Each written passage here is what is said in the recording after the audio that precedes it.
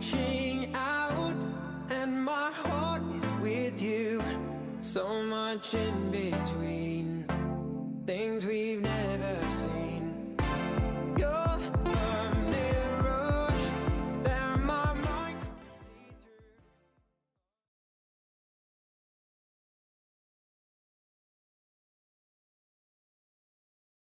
through. STN Racing proudly presents the Four Corners Racing League. Tonight we're coming to you live from Nashville Superspeedway out of Nashville, Tennessee for the Dirtbag Racing 140. Glad to have you along for the ride, everybody. Jacob Pitts, Sean Butler here with you for the call for tonight's race. And, well, Sean, for a lot of these guys, we got 26 guys ready to go for tonight. They don't really have a lot of experience with this racetrack. New to the sim, only put out within the last week. The Cup Series just ran here yesterday. A lot of unknowns going into this race. And there's some speculation before the race that some of these guys might have bought this track just before we're getting to grid here. But nonetheless, it should be a good time. This track is very, very different from your typical speedway shape like this. A lot more narrower. Corners a lot more sharper. So it's going to take a lot of braking to get these things woed down to the appropriate speed. And it might take a little bit of searching around to find the correct line here. We've seen the middle lane work for holding people off. We've seen the bottom lane is the optimal way around. So whoever can maneuver the lines and hold off the traffic should be the one to take the win home in this thing, Jacob.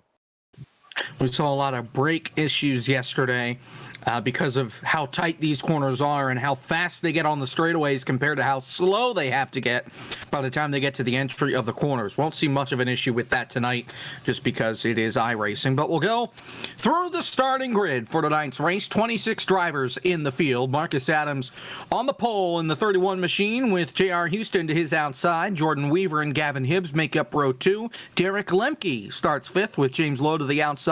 Patrick Green in 7th with James Cato in that 3 machine in 8th. Zach Lindgren in 9th, and Robert Rader rounds out the top 10.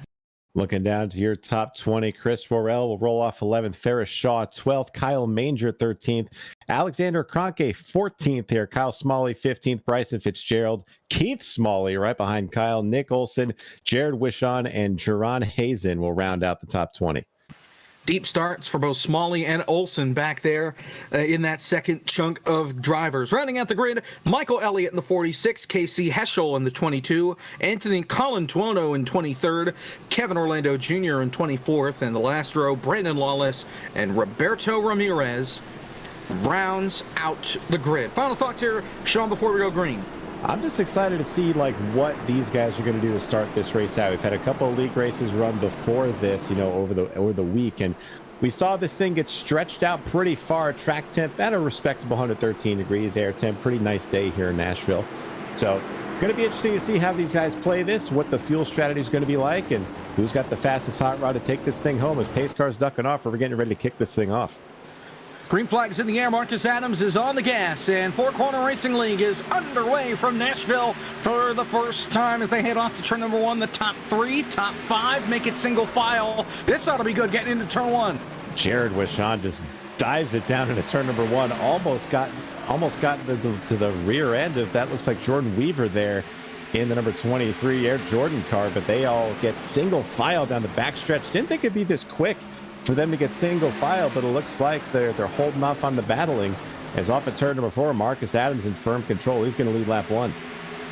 Already got one sideways off of 4, able to hang on. It's Keith Smalley. Thing got a little sideways on corner exit. Lost about 5 spots, but is able to keep it green. It is a hornet's nest in the back of the field from Chris Worrell on back. So 14th on back. They're pretty much all over each other.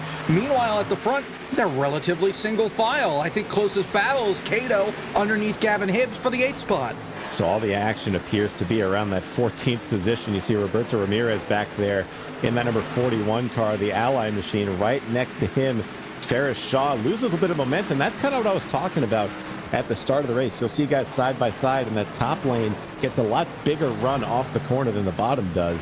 It's just all about running it right, as we see Ferris Shaw and it looks like Robert Rader off of turn 2, still side by side. Rader's going to get the spot. Rader able to keep the power down for the time being. Gets around that 40, or that 84 rather, not the 48. As just behind them, Kevin Orlando Jr. and Jaron Hazen side by side. Kevin Orlando Jr. will prevail in that battle. Let's go back up to the front of the field because J.R. Houston has a little bit of pressure from Jordan Weaver. Now here comes Wishon to the inside. And Kyle Smalley, remember how he started like 15th? He's now second. Really goes to show just how much ground you can make up given the circumstances. Speaking of making up ground, James Lowe is able to get by James Cato. Two Jameses going at it. And just behind them, Derek Lenke and Alexander Cronky going out at it for the, I believe, the 11th spot as they head into turn one. Give it to Cronky in there. But we've seen the whole field now, almost all single file. First battle that I'm seeing is back here for 18th between Robert Rader and Ferris Shaw. So these guys a little tamer than we thought going into the start of this race. We never know how fast that can change as we press on. It's unbelievable that Kyle Smalley went from 15th to 2nd because he didn't. He started 3rd. So I don't know how, but our starting grid was very much wrong. Modern technology, folks. Nick Olson, he started 7th, so he didn't start from the back either. The only thing that we got right was Marcus Adams on pole, I think. Everything after that was a burning dumpster fire. But nonetheless, Kyle Smalley started 3rd. He's now 2nd. We'll quickly run through the top 10. It's Adams, Kyle Smalley, Fitzgerald, Houston, Weaver, the top 5. Then Olson, Lowe gets by Wishon, Hibbs, and Cato, the top 10. Got a little bit of a battle happening here a little further up. Gavin Hibbs in the 95. James Cato right there along with James Lowe. So Hibbs looking to make his way through the field. Currently hasn't made up a spot yet. He started 9th. He's currently looking for 8th, and they're getting tight going into the corners here. One big thing about this track is you have to get kind of a late apex on the exit of these corners to get the power down. A lot of these guys will try to throw the car into the corners and try to get that last lunge for the spot, but you can very easily wash up and just take out the guy above you. So watch out for that happening. But we've seen some battles, although it's been fairly clean in the first few laps of this. Almost at lap 10, haven't really seen very many incidents. Yeah, these guys have been driving pretty smart, especially for a track that they don't have a lot of experience of. As you mentioned, some folks may have just bought the track 5 minutes before the green flag was in the air. And nobody really put a lot of time in at this racetrack, I would imagine, just because it is new to the service, only got put out last week. With the Cup Series coming here yesterday, as well as the other 2 series. And now this is at least my first chance to see these cars here on the racetrack in the sim. And so far, things have been going pretty well. I mean, I'll be honest. I was one of those guys we have a battle for the lead coming here. Kyle Smalley looks to the inside of Marcus Adams. I was one of those guys that thought, how hard could this track be? It looks like your typical, mile and a half type of track, but I was very wrong with this track as they're getting, as we mentioned, not very many incidents as Smalley makes contact on Adams, and that's going to open the door for Bryson Fitzgerald in that Chevrolet Camaro to go to the outside for 2nd. So we'll see how this line prevails, but this track is a little tougher than it looks. It takes some finessing to get around here, and some of these guys figuring that out, some the hard way as we're working lap number 10 coming to 11. Yeah, Kyle Smalley kind of screwed up the bottom of the corner, and that allowed Fitzgerald to pop to the outside and get a solid run. We'll see what happens through 1 and 2. Fitzgerald on the high side, Smalley on the inside. Smalley a little squirrely off the corner. Fitzgerald able to keep the power down, and he'll take that 2nd spot away. And I'm thinking, Jacob, this is where what I was talking about earlier, where the top line will prevail, or meet the middle line, I should say. I'm thinking if you want to make passes, you got to get to the guys outside to do it. And I think Marcus Adams has that idea. He took a little bit wider of a line off of 4, and we'll see what he does to defend the lead here. But it looks like for now, as we see Bryson Fitzgerald might have figured out what to do here. He looks to the middle lane, but you just can't quite get to the bumper of the guy in front of you if you're in the middle. You got to be next to them to pinch him down. And we'll see what J.R. Houston is able to do underneath Kyle Smalley here as they battle for 3rd. And Smalley on the outside, Houston on the inside, still side by side. Nick Olson right behind him as well. Last time we were with these guys, okay, maybe not the last race, but when we were at Charlotte, we saw the 20 and the 24 get at it a few times. And, well, here they are now battling with the 5 for the same spot on the racetrack. The only difference is now it's a lot earlier on in the race. Whoa! Oh, and Olsen gets run over. He got on the brakes trying to fit in line behind Houston. The car behind him and Jordan Weaver did not lift in time, and Nick Olsen almost went for a slide through the grass in turn 3. That was close. He's got a lot of damage to the back of that car. Heck of a save by Olsen, but fortunate enough for him, the damage is on the back of the car. I'd be more concerned about the 23 of Jordan Weaver, who hit him. He's got a little bit of front end damage. Doesn't look like it's that bad, as we see him getting past the 95 of Gavin Hibbs back here. But Alexander Kroenke in the 57 pushes him down the back, but I don't know, that might have damaged the aero on that car. And as we all know in iRacing, fixed racing, aero is 100% the most important thing in terms of speed. And Jordan's got to hope for a caution sometime to get that nose fixed. Yeah, that definitely hurt that 23 car, because he is just falling through the field like an anchor in water right now. As here comes Worrell to the inside. Wishon is coming up, as well as Lindgren. As soon as that contact was made, Weaver had to get out of the gas a little bit. That cost him, but he hasn't been able to rebound since. He just keeps falling and falling and falling. Even with the different aero package, it takes a while for you to get back up to full speed with a bobble like that. You know, the aero package being different, it looks like Jordan just made his own aero package there with that incident. So as he gets right to the rear bumper of Chris Worrell and the number 6 machine there, Chevy Camaro, as they're looking off of turn 2. And again, Jordan's doing a good job of maintaining, but we're going to see just how long it takes before he gets passed by more of these guys. He's got Zach Lindgren all over the outside of him, makes it look easy with that damaged car. So move Lindgren into the top 10. Yeah, so he's just going to keep falling back. Kroenke and Hibbs side by side. This is for 7th up here. And they're able to sort it out. Kroenke takes the position away.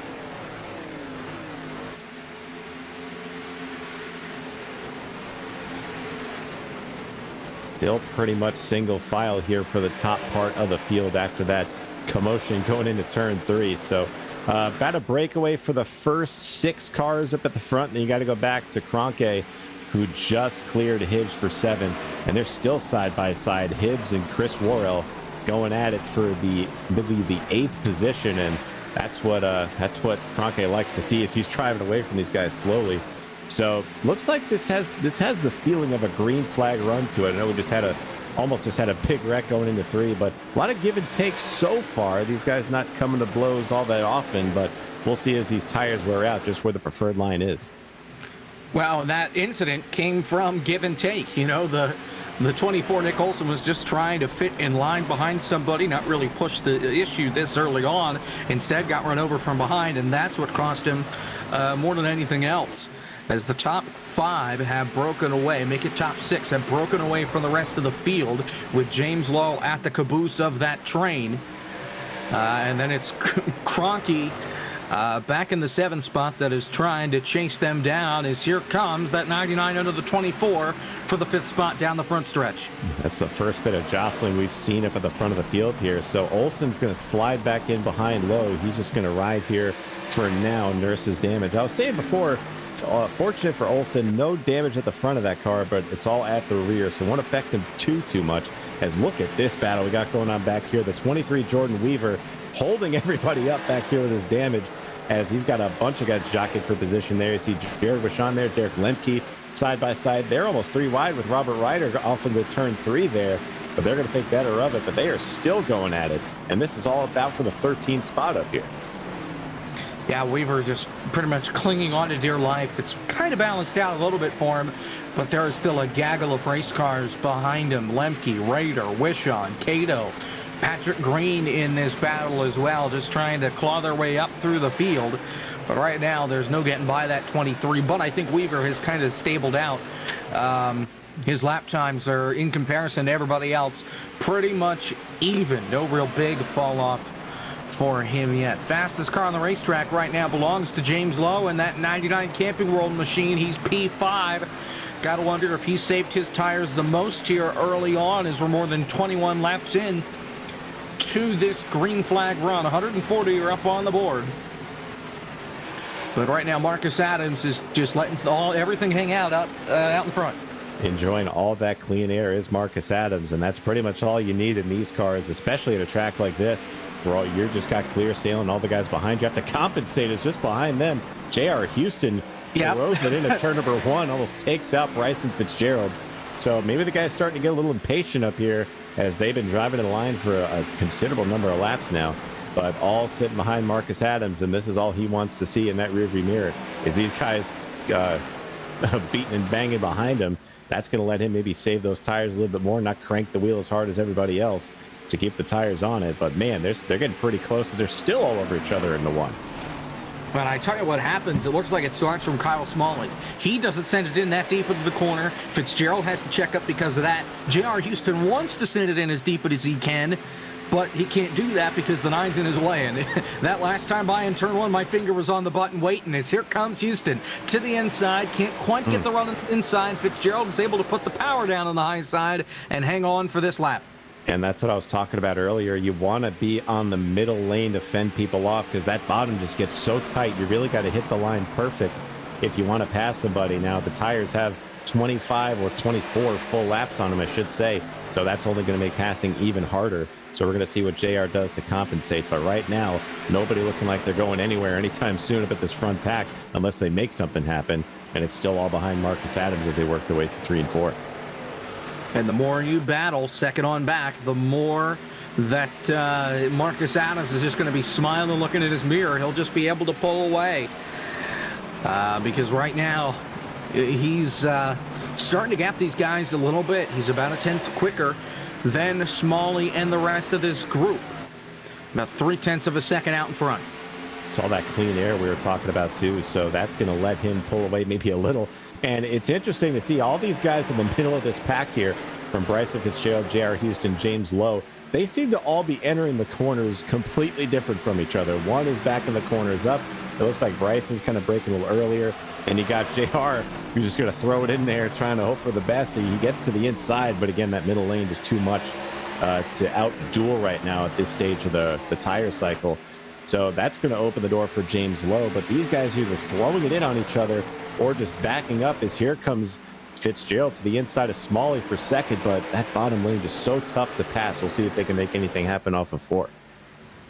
I think Houston's strategy may work on anybody if he's able to slide up the racetrack with somebody right on your outside door. It's tough to do that as Fitzgerald slides it up the hill a little bit in turn 1. That's going to allow Smalley to get the better run on the high side, but here comes Houston. Fitzgerald tried to shut the door, but Houston had his foot there. He's going to go around the outside for third.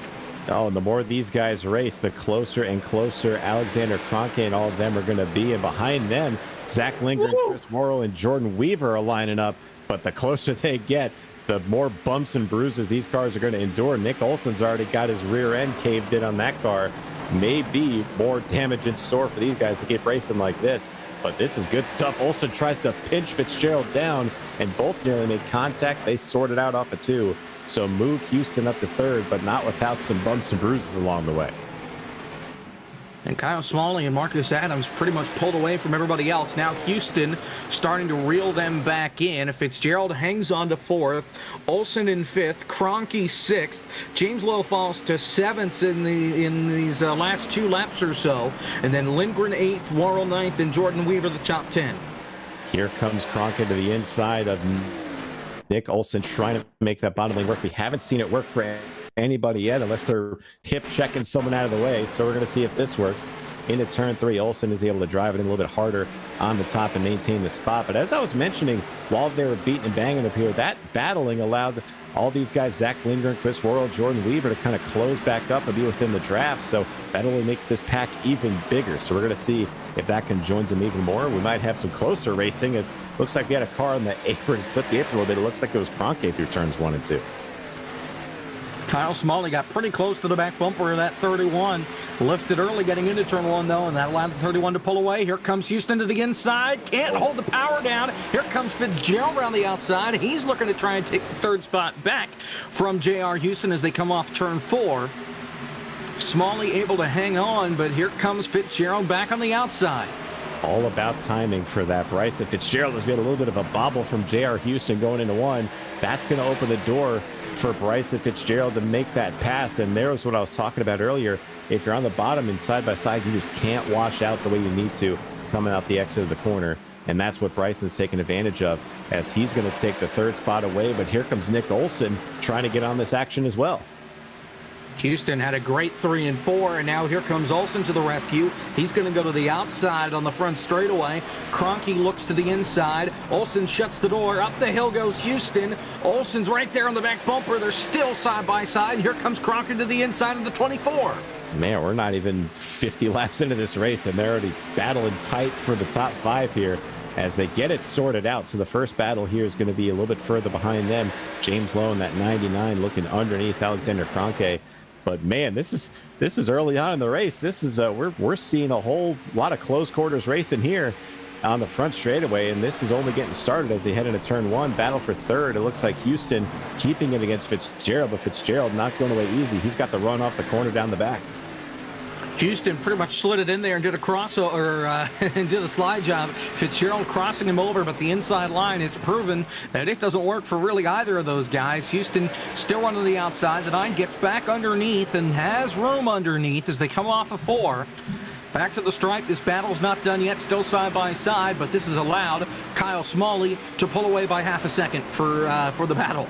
Absolutely, and they're not, I was about to say they're not looking like they're done anytime soon. Here comes Fitzgerald trying to get to the rear bumper of JR Houston, but he's got a lift, and that's going to open the door for Nick Olsen. So the momentum plays a big factor in the battles at this track, especially if you're checking up. That's going to allow someone else to get the run behind you and take the battle to you. So you really got to be careful and pick and choose where you're going to pass, and that hasn't been more evident than in this pack up here. Lots of great racing so far, as our first side-by-side battle looks like it's going to be between Lowe and Kroenke into turn number 1. Lowe's going to get the spot. Chris Worrell following him in suit. Keith Smalley has dropped from the session due to his connection. We'll see if he's able to reestablish that and get back in. But at this point, he is not on the racetrack and will start going laps down as we've settled, but things are still close together. This top 10 or so is still pretty compacted, and it is the top 11 that are in this lead pack. Derek Lemke, kind of an outlier back there, but he's in the draft for the most part. And then there's the rest of the field that's pretty much in their own pack. So it's almost like a plate race where you've got 2 separate packs on the racetrack, the lead pack and the second pack, but they're all strung out instead of being single file. As trouble. Gavin Hibbs back straight away into the inside wall. No caution. He is going to go straight to pit road and tow it. Hard hit to the inside wall. Looks like he caught an opening back there. It looks like he did. I'm taking a look at the replay here that I have. He just got, I don't know what happens here. It looks like he gets loose, but that might be like some kind of hardware failure or something on Gavin's part, because he just kind of slowly veered left into the grass. So questionable incident there. We got to hear official word of what happened there, but this pack up at the front is just one big game of snake right now. They are just nose to tail all throughout. So they've calmed down a little bit, as you said, Jacob, towards the rear of the field. Nothing much happening here. So I think we're getting to the point where these guys are thinking about the first round of pit stops coming up in around maybe 15 to 20 laps or so. So we'll see what kind of strategies these guys deploy for their first round. Looks like Hibbs got loose, caught it, and then you're right. I don't know what happened until he went sliding down through the grass and then hooked hard right to try and keep it out of the wall. Keith Smalley is back just like that and is coming off pit road right now. So he's getting back onto the racetrack. Here comes Zach Lindgren underneath Nick Olsen for the 5th spot, and he brought friends. He did. He's got the 99 of James Lowe right behind him, but Nick Olsen trying to keep the momentum on that top side. Haven't really seen the bottom be all that favorable. Is right there. We see Lindgren get very loose underneath Olsen. That's going to let Olsen keep the momentum, and they touch again going into turn 3. This battle's far from over, it looks like here.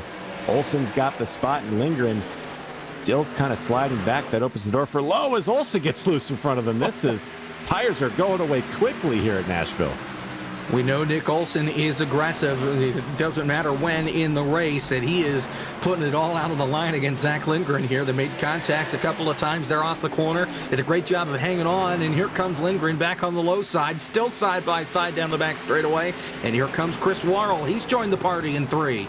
Man, could you imagine if side draft was on these cars in the Speedway package right now? These guys be going nuts. Still waiting on that, but If it's anything as crazy as it is in the super speedways in iRacing, it's going to be twice as crazy on these type of tracks. And you could use it right now at this type of battle. Lindgren and Olsen still going at it. They're not giving each other an inch. And Chris Worrell's like, which lane do I go with?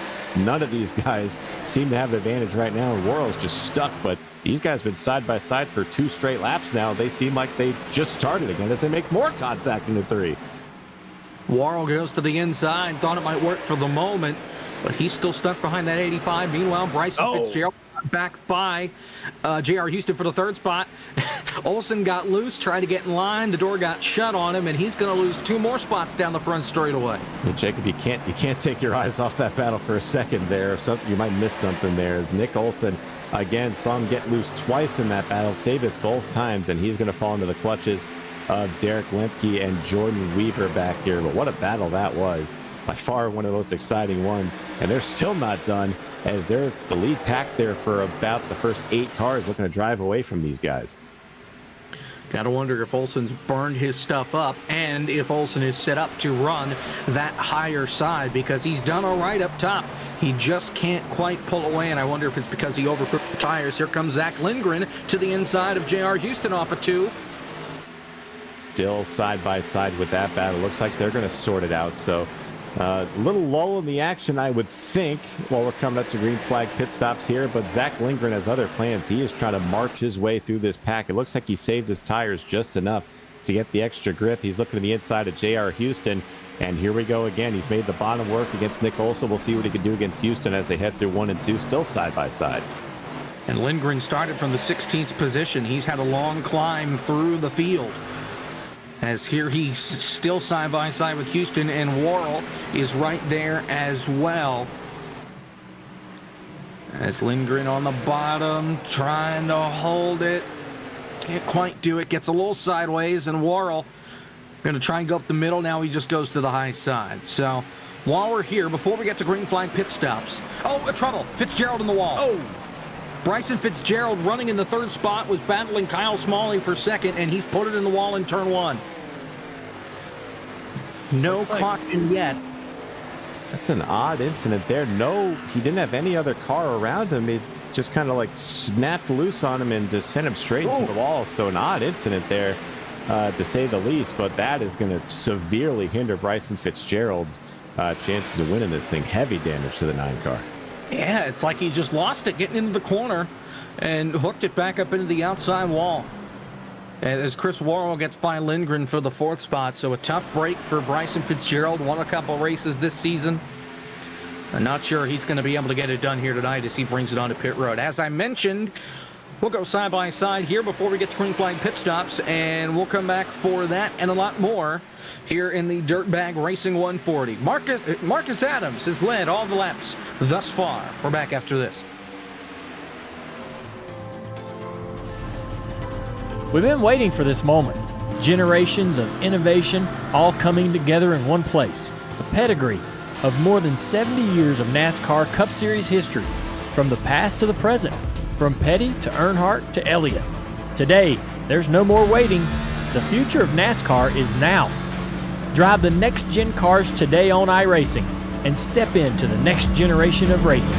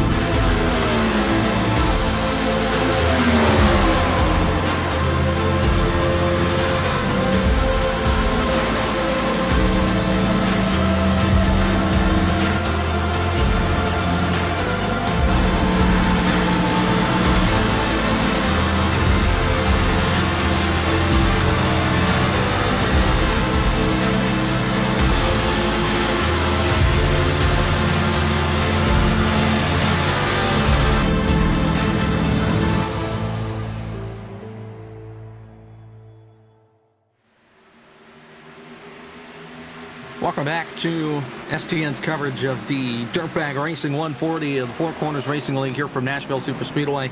Jacob Hitch, Sean Butler here with you for the call. Zach Johnson, our producer. While we were away, you saw James Cato park it on the back straightaway. Not sure what's up with him, but he has parked the car. He's done for the night. Just pulled off in the middle of the back straightaway and stopped it there on the flat. And then we saw before we went to break, Bryson Fitzgerald hit the wall. He is still on pit road, 5 laps down, trying to fix the damage on that race car. He said it just locked up getting into the corner, and that's what got him sideways.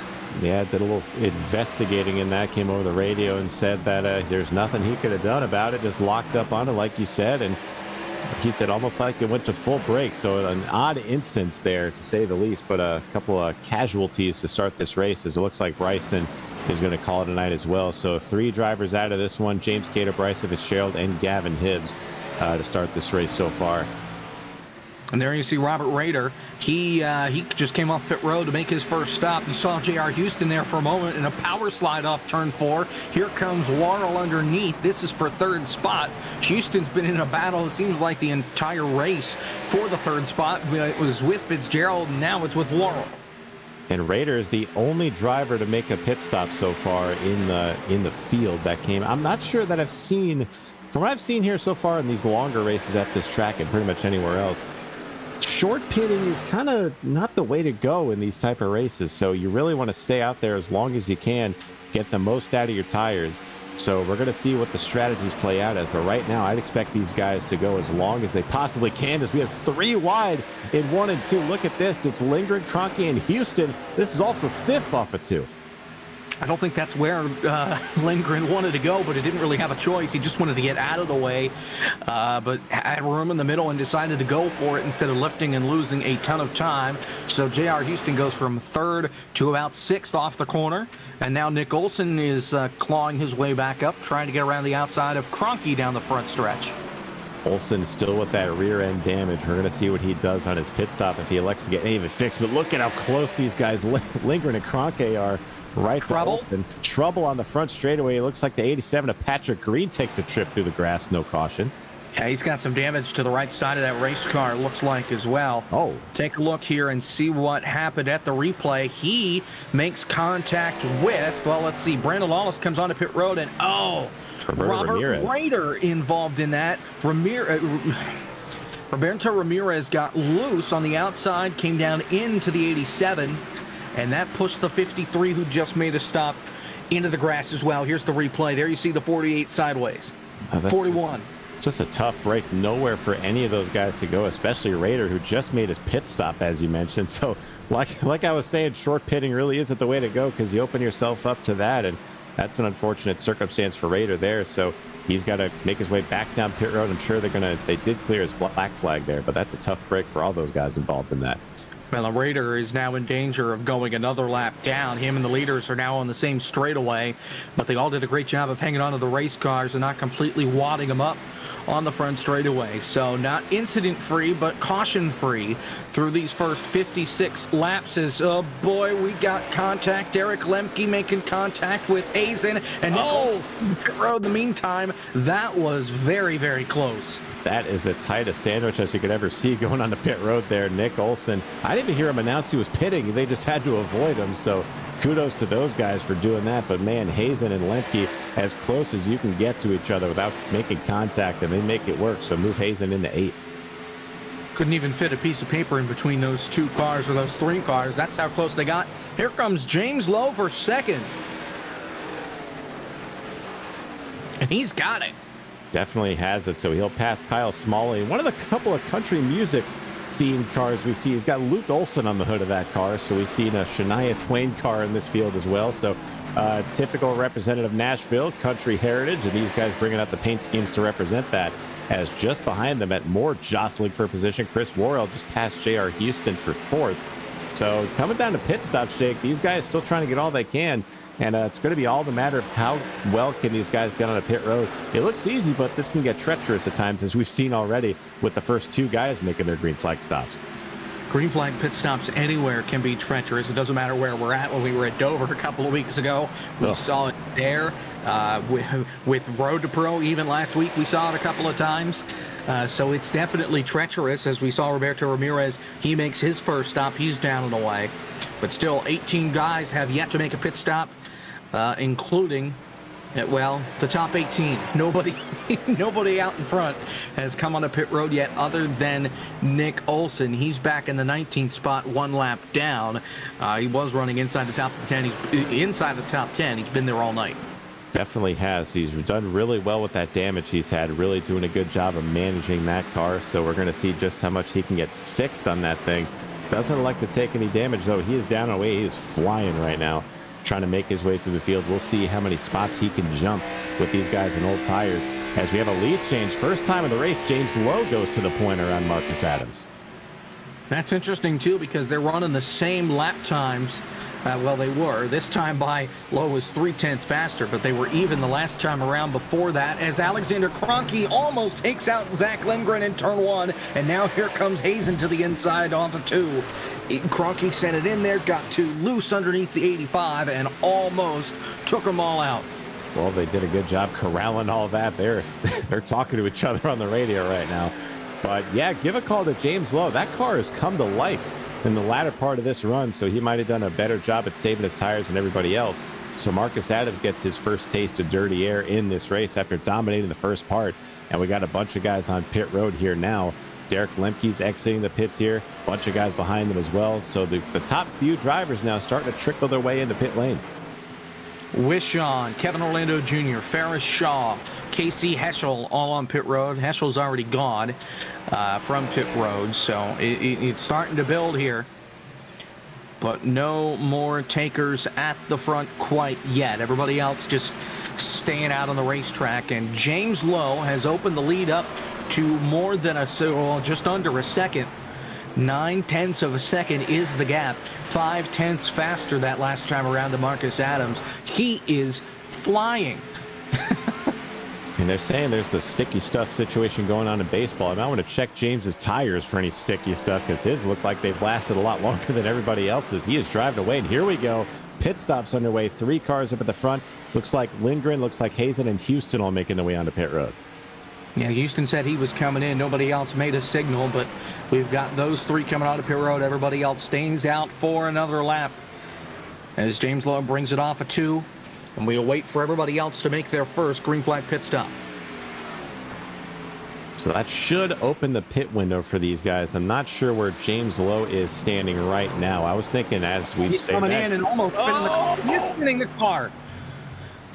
Around at the entrance to pit road, Jordan Weaver's going to hit him. Oh, I don't think they made contact, but it was awfully close. There is no caution, but race leader James Lowe spins it getting onto pit road, and almost a catastrophe for him.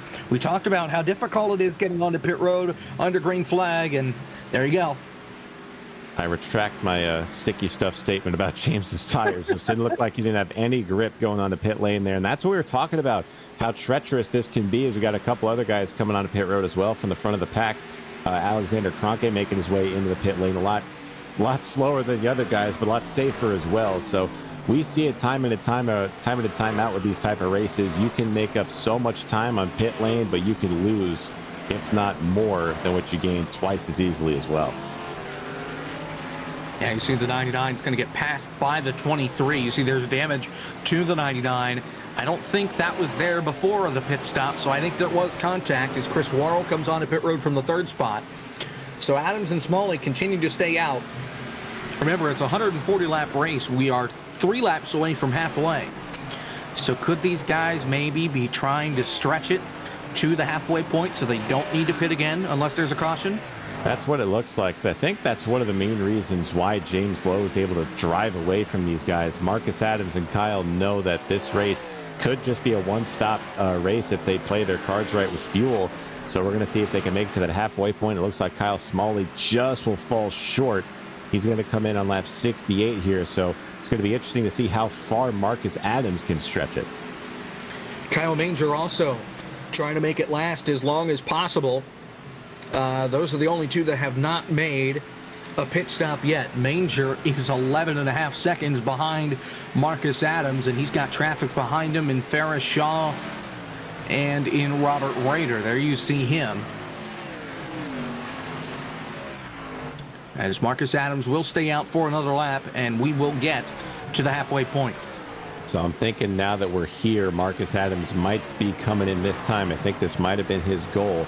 Or, like I said earlier, maybe he could see how much he can stretch it. And we got some activity happening back here. Yeah. Jared Hazen back here just kind of forces a couple cars away from him. So these guys coming up through the field with fresh tires, getting around these slower drivers on their older tires, could be as treacherous. And here comes Marcus Adams making that halfway pit stop. And Manger already is on pit road. This is going to cycle out to Nick Olson, taking the lead based off of his early pit stop. Only problem is he's going to be way short on making it to the end.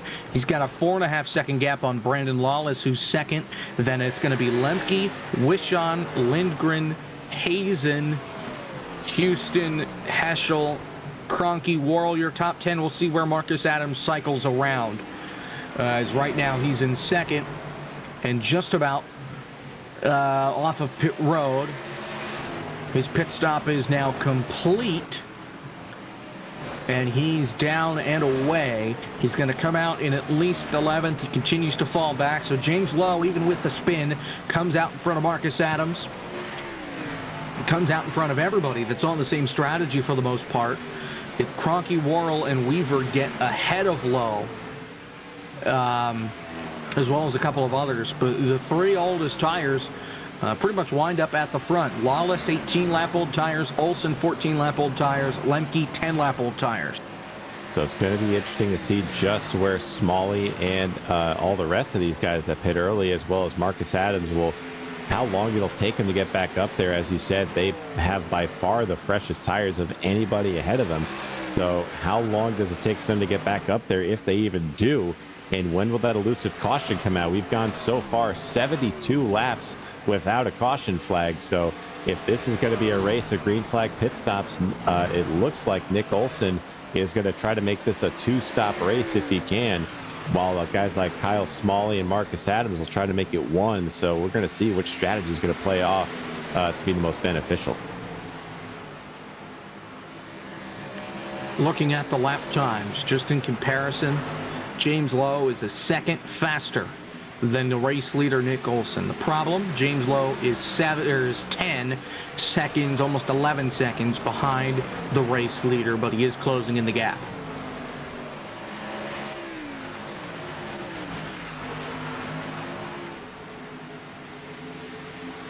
Bit of a hush in the action now as we're in between runs now. So that could play a factor for this, because on the one hand, yes, you got fresher tires in the camp of James Lowe, but the problem is you got to use them all up to make all your ground up, and the guys ahead of you might be saving a little bit that you're catching.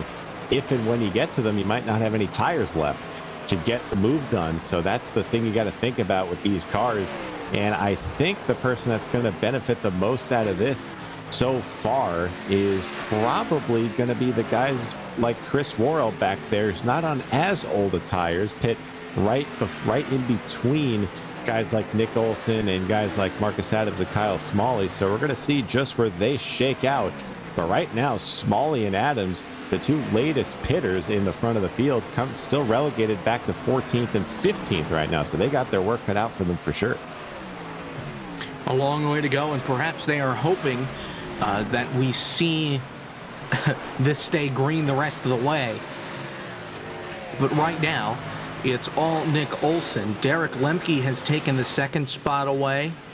Brandon Lawless has already fallen back to the 7th spot right now. And right now we're pretty much sitting around and waiting to see what's next, as we've got a battle here on the racetrack. That is for I can't find Lindgren. Yeah, second place. I didn't realize it got that far up already. Yeah, Lindgren is on 3-lap newer tires than Derek Lemke in that 71 car. Really shows just how much tires mean at a track like this. These concrete tracks typically eat away at tires. So definitely looking at Lindgren with that tire advantage. He might be able to reel in Nick Olson, who's only 2.1 seconds back as of right now. And with 7-lap fresher tires, Jacob, I don't think that's going to be much of an issue for him. He is coming. He's 7/10 faster than Olson. a lap. He's now a second and a half back on Olsen. He's got the fishing pole out, and he continues to reel him in. In fact, Olsen should be able to see him in the mirror. Lemke still in third, Hazen in fourth, but he's right there. J.R. Houston has joined the party as well in the fifth spot. Then you got to go a little further ways back to Jared Wishon, as there you see the onboard with the back bumper of the 24. It just goes to show what tires mean at a track like this. Last time by, Nick Olsen, a 31.245 lap time. Marcus Adams, leader coming in, the last car to pit at the front, 30.490. So considerable speed advantage with those fresher tires. The problem is for Adams and for guys like Kyle Smalley, track position is not their friend. So they need this to go longer for them to make up some ground. But right now, Zach Lindgren has made up almost a full second over the last lap and a half on Nick Olsen. And that fishing rod is getting tighter and tighter as he reels in Olsen through 3 and 4. Yeah, he's almost got him. He's gotten the fish all the way to the pier. Now he just needs to get it up and on land. As Lindgren, the gap is 1 car length as they go into turn number 1.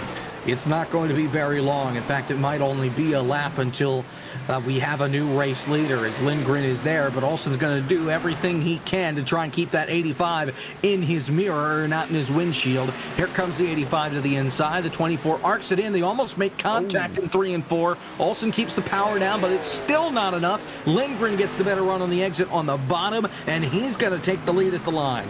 And keep an eye on Jaron Hazen in that 40 car, the purple and black car just behind these guys. He is on 1 lap older tires than Zach Lindgren, but he was able to reel these guys in. It's a matter of time before he passes Nick Olsen, but if he wants a shot at this lead, he's got to make quick work of him as he looks to the inside down the backstretch. Has to make this move into 3. We'll see if he can get it done through 3 and 4. It looks like he will. Yeah, Olsen backs off, looking to try and maybe pull a crossover on the 40. Not going to happen as he's already gone. Lemke and Houston are also there looking to get by back 24. As we are closing in, we're under 60 laps to go already in this one. Really blazes by when these races go green. You know, you really almost blink and we're halfway through the race. So good to see these guys keeping this thing clean. And it looks like strategy is going to be the name of the game for this race, unless we have a caution that can throw a monkey wrench into this thing. It's always possible, especially with different tire strategies. You'll have people on very old tires compared to some that are on a little younger tires, a little less worn tires, but they're still going to be pretty old. So the front 5 here, the most exciting portion of this group here is definitely everyone that's going to be passing Nick Olsen here. Here comes Derek Lemke to the inside. Olsen, again, still doing very well just because of that damage in the rear. So you might not think that it affects the handling in these cars a lot. If you get damage like that, especially like Olsen has to that spoiler, we've seen these cars handled differently. And Olsen, especially after these tires are wearing out, he's been just sliding all over the place there, lets all those guys go in the most spectacular way possible in the front stretch there.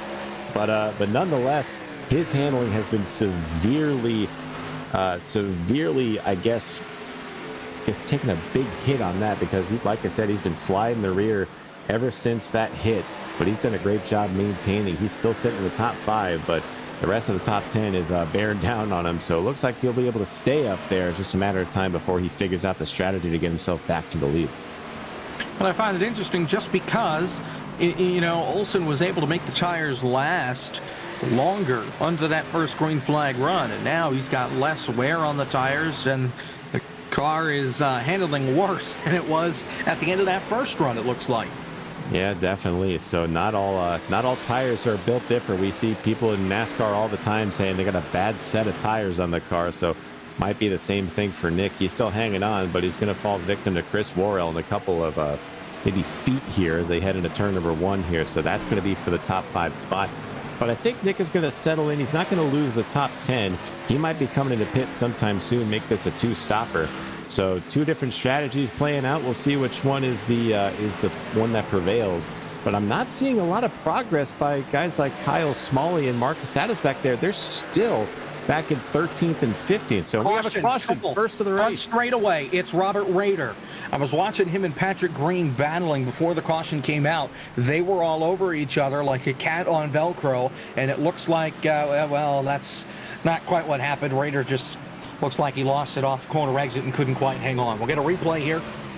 Take a look and see exactly what happened to the 53 to bring out the first caution. Here it is. This is the third instance we're seeing guys just losing it by themselves. And I guess Bryson Fitzgerald doesn't really count due to mechanical failure, but the second time we've seen in both ends of the track where you just lose the rear end and just goes around on you. So with these cars with the package this week, just shows how hard these things are to handle.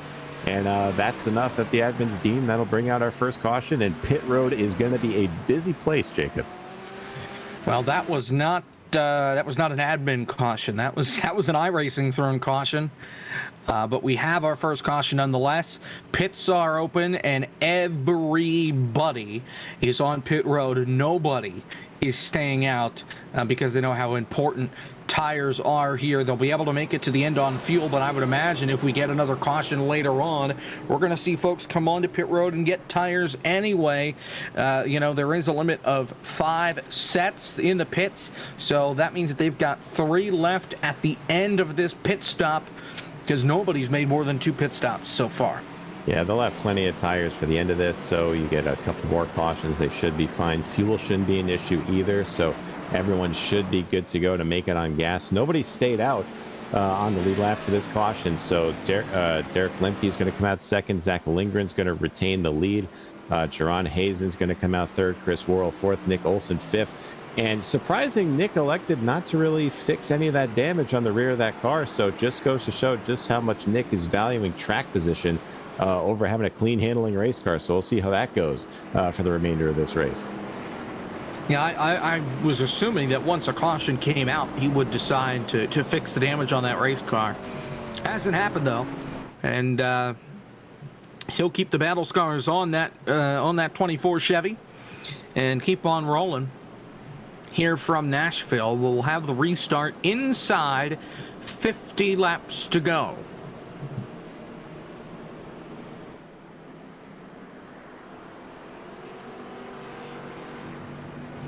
As it is Zach Lindgren out in front. The dominant car of the day, Marcus Adams, still stuck back in the 15th position. Kyle Smalley, who was second for the longest time, he's 11th. James Lowe restarting in the 10th spot. So really, I don't think there's a single change in the field with this caution. It's just everybody came onto pit road and everybody came out pretty much in the same spot.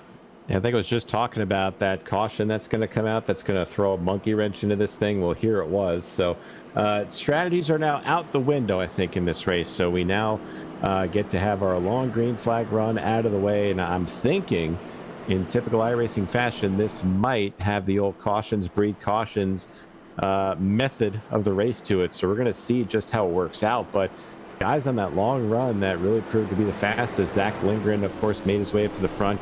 James Lowe, after that slide going on a pit road, is going to find himself in 10th. So a lot can happen in this short amount of time. 50 laps to go coming this time by. So not over by a long shot yet. And we're going to see just who can brave the elements of iRacing race etiquette, so to speak, to bring this thing home as we just hit the 1 to go signal here. These guys will be going green next time. We've seen them need it time and time again. Green-white checkers. The last couple races that we've done, we did 4 in a row at one point, and I think 3 of them, we went through all 3 overtimes. So we're familiar with cautions breed cautions here with Four Corners Racing League. I'm sure the admins are hoping that we're able to keep this green as much as possible. But now that we got everybody bunched up, we've seen how chaotic the racing can be on an 80-lap stretch. Can't imagine what it's going to look like here with everybody bunched up with 49 to go on the restart. So we saw everybody be pretty, I want to say, as cordial as they could be at the beginning part of the race. I think we might see a lot less give and take at this part as we come down to the end of this thing. So expect a lot more fireworks with these guys as we come to the end of this race. And it's going to start at the very front here as the pace car is going to get ready to duck off or get ready to turn them loose here coming to lap 92. Here we go. Pace car is going to make the hard left turn onto pit road, and we're going to get this rolling. Let's see what happens. 49 to go. Lindgren on the gas. Green flag.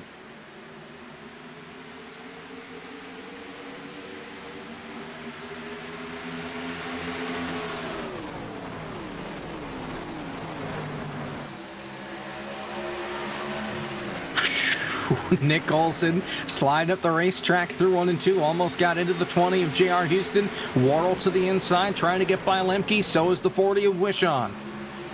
Hazen, rather. Look at how close these guys are for second off of turn number 4. It looks like Lemke is going to make the top line work. Oh, it looks like it's going to be Worrell with the momentum on the bottom. So, and again, where does J.R. Houston go? He throws it into the bottom lane here underneath Lemke, looking to make the pass. It's just ahead of them. Worrell almost gets Hazen out of control there. Yeah, Worrell stuck his nose in there and kind of got pinched by Hazen a little bit. Not sure that was going to be able to work anyway. As up the hill goes Lemke. Here comes Houston to the inside. You've got the 20 right there as well. And Olsen, they're all sideways. Great job by Houston to hang on to the race car. Not sure if there was contact from behind or not, but he's just trying to get by this 71 and get him some clean racetrack. Did these guys take tires or not? Because everyone's just sliding off the corners at the restart here. Olsen did a great job of saving his. So did Houston and Lemke. Here comes Olsen to the inside of Lemke. This is for 5th, and he's got a whole line of cars behind to try to pounce on them. But look at James Lowe trying to make his way through here. Again, had that pit road incident under green, trying to make up for it. Looking to the inside of Kroenke for 7th. He's not taking any prisoners in this run. He wants to get back up front. And we've seen Lowe have some struggles in the races that we've covered, but a new paint scheme on the car tonight, and he's doing a great job in that 7th spot, leading at 1 point. We'll see if he can get back up into the top 5 and have a shot to try and get to victory lane as Zach Lindgren continues to lead. It's Worrell, Hazen, Houston, and Olsen your top 5, but it's a pretty tight battle from about 4th on back. And we got an even tighter battle here as we got to slide back to our old leaders here. They're still trying to make their way up through here. Kyle Smalley currently finds himself in 11th right now, and Marcus Adams trying to follow him through the 83 of Brandon Lawless, and they are still side by side off the corner. So just goes to show just how tough it is to pass, especially when everyone's on a level playing field in this car. That top line just so hard to overcome if you're battling on the bottom. But it looks like Marcus Adams going to make the pass off of 4 here. How about a battle for the lead? Chris Worrell on Zach Lindgren to turn 1. And Chris Worrell, Mark Martin, whatever you want to call him, P1.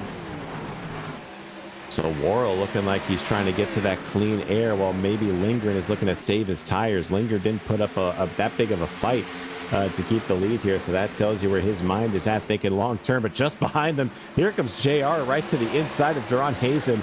That almost got very close to 3 and 4 as JR is still loose off the corner, saves it. It's tough to try and keep the power down, keep the momentum, and not run over the guy on the outside when you're on the inside here at Nashville. And we've seen Houston just kind of drifted off the corners a lot tonight. Is Olsen going to get by around the outside? He's clear for P4. Gets through, and now Nick Olsen trying to move his way through the field here, has his sights set on Jaron Hazen for 3rd here. And first battle that I'm seeing, we got to go a little bit further back. Kyle Smalley and Marcus Adams trying to team up and make their way through the field. 2 of the country music artist paint schemes trying to make their way through as there's near contact between Adams and Casey Heschel through 1 and 2. Adams looking like he's going to be clear, and Kyle Smalley and Marcus Adams are picking them up and putting them down as they make their way into the top 10. We're coming to 41 laps to go. I don't know if there's enough time for them to get through all of this traffic if it's taking them this long just to crack the top 10. I mean, Marcus Adams restarted 15th and Smalley restarted 11th. Smalley's gained 1 spot. Adam has gained 4. Well, now's the time to go if you want to get to the front. If this thing stays green, it's not going to benefit them all that much unless they can somehow keep the tires underneath them for the long haul. But they might have to use what's left of the tires that are on right now to get to the front there. But if these guys keep fighting, like I see Nick Olsen is still working on Jaron Hazen up there.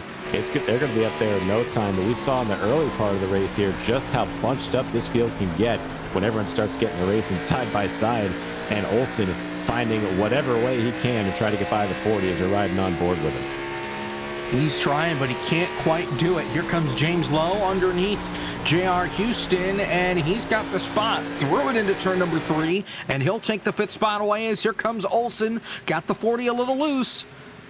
I thought he was underneath him, but not quite as they go back to 1. I didn't think Olsen thought the 40 would be loose. He got himself a little loose as well, but give a call to James Lowe. I mean, he's been, like we said, meticulously bringing himself up through this pack here as they are still loose. What do you say? They couldn't fit a piece of paper between them earlier in the race? I think you might have to find something narrower than that to put between those cars off the corner as we ride on board with James Lowe here with a courtside seat to this battle as Olsen gets loose. Where do you go if you're James Lowe? You got everyone sliding all around ahead of you. And Nick Olsen, as we've seen in the past, not an easy guy to pass here, especially on fresh tires. I think last time off of 2, I think there was contact between Olsen and Hazen off the corner. It's certainly not close as Olsen loose again, and here comes Lowe to the inside. Gonna block him down the back stretch, but Lowe will keep his foot in it. Will not be sent back by Olsen. Olsen with the better run on the high side. He'll hang on to the spot, but James Lowe showing him the cars that he has as Houston got the wall off of 4 and almost got run over by Derek Lemke.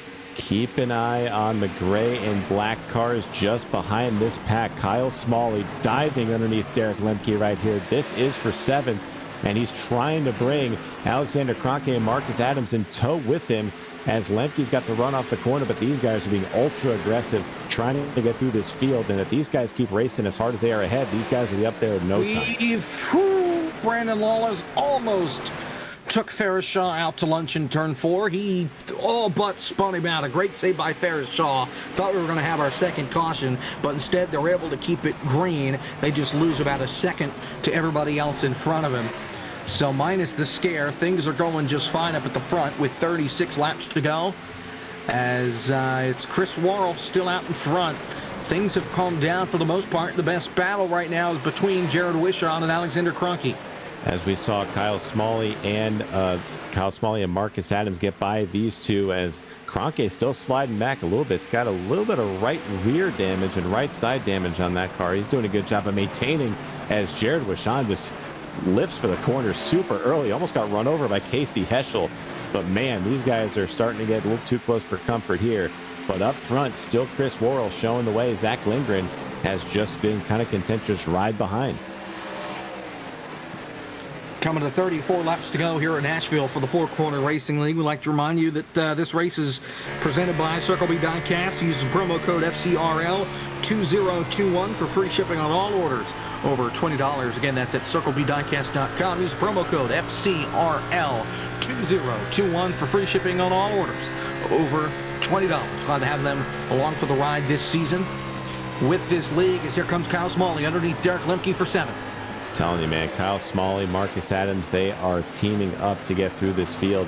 They are electing to use the bottom, as we've kind of mentioned at nauseum here in this race. It's so much harder, especially as the tires age, to make up those spots on the bottom. And the more times they try to dive underneath Derek Lemke, the more ground they're going to lose to J.R. Houston ahead. So they really have to pick their spots and get around them in a timely fashion, or else if they want to have a shot at winning this thing.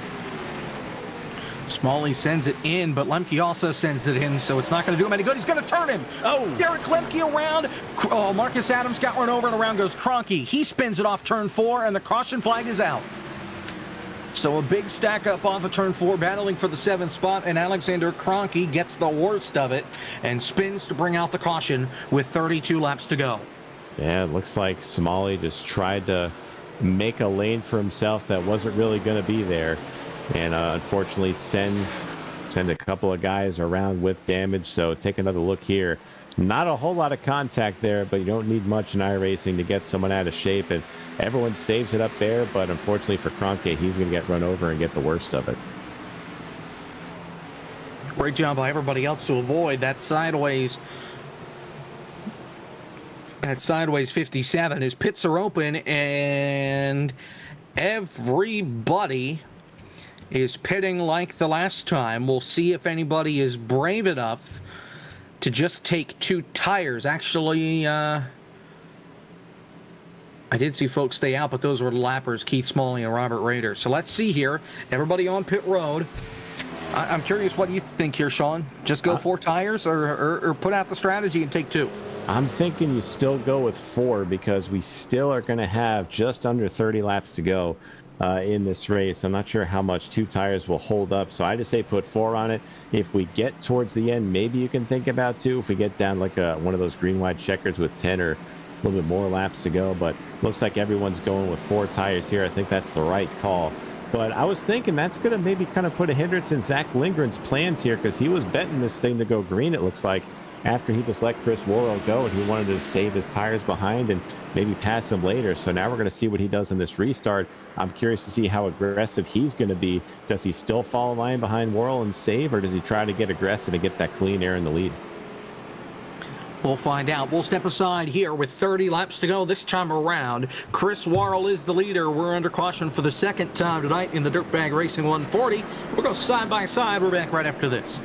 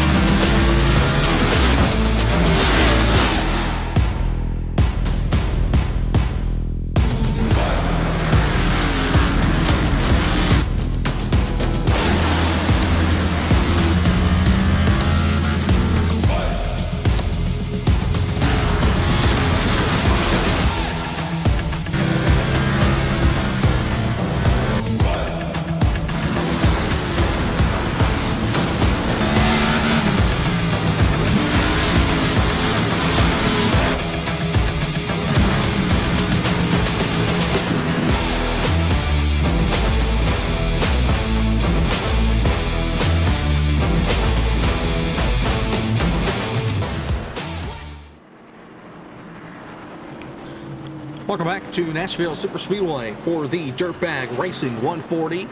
For the Four Corners Racing League, Jacob Pitts, Sean Butler with you for the call. Zach Johnson, our producer. We'll have 28 laps to go on the restart. We're under our second caution flag of the night. Chris Worrell is the race leader. Then it's Zach Lindgren, Jaron Hazen, James Lowe, Nick Olson, your top 5. Then Kyle Smalley, J.R. Houston, Marcus Adams, Casey Heschel, Derek Lemke, the top 10. We've had 2 cautions, 5 leaders, 5 lead changes. We've got 23 cars on the racetrack, 22 of them on the lead lap. Keith Smalley is 4 laps down, and then out of the race, James Cato, Bryson Fitzgerald, and Gavin Hibbs. Getting ready for the restart, and what do you think here, Sean? Are we going to be able to keep it green the rest of the way? I'm thinking not, because the way we've seen this front pack has been chomping at the bit to get track position, so I think we're just getting started here, Jacob. So pace cars off, we're getting ready to find out how aggressive these guys will be. Green flag's in the air. Chris Worrell with a jump on the restart. He is long gone. He's got a 4 or 5 car length lead as they head down to turn number 1. And here comes the 40 of Hazen to the inside looking for second. Hazen to the inside, but the 85 of Zach Lindgren got a shot from Nick Olson on the front stretch to get him into turn 1. But look at this, just behind them. We've been talking about in this latter part of the race. Here comes Smalley and Adams as Olson dives to the bottom for third in turn 3. We know Nick Olson has been aggressive all night long, but the top 2 guys in the field are right behind him as well. As here comes Lemke underneath James Lowe back there using the flat. Olson sends it into turn number 1. Up the racetrack he goes. He is not quite clear of the 40. Up the hill goes Hazen. He keeps it out of the wall, but now here comes Smalley and Adams. That couldn't have worked out better for Smalley and Adams. Olson's not going to go down without a fight, though. He gets the 40 out of the way. Is he going to be as aggressive with these guys? I think we all know the answer to that. But Olson not going to go down without swinging. And here they come off a 4. They're still conjoining in the back of the field. Derek Lemke almost took out the rest of the field coming off turn 4. Thing got sideways on him. He overcorrected it and was able to hang on for dear life. That thing was pointed to the outside wall. He was able to get it straight. J.R. Houston sideways in 2. He saves it. And Nick Olson able to hang on to that third spot from Adams and Smalley.